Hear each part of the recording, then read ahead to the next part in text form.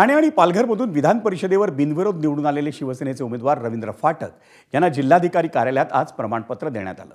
शरद पवारांच्या राष्ट्रवादी काँग्रेसच्या अभिजित पवार यांनी आपला उमेदवारी अर्ज मागे घेतल्यानं रवींद्र फाटक यांची बिनविरोध निवड निश्चित झाली होती।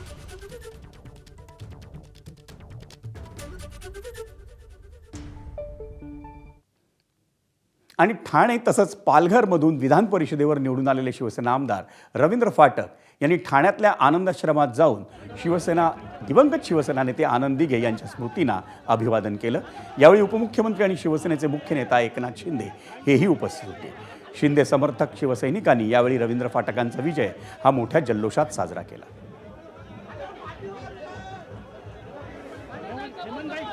ठाणे पालघर विधान परिषदेतल्या मतदारांनी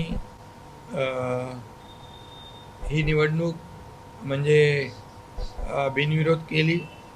उमेदवारांना सगळ्या धन्यवाद देतो की या ठिकाणी ठाण्याची निवडणूक बिनविरोध झाली आणि ठाण्यात विजयाचं फाटक बिनविरोध उघडलं। बरं ना।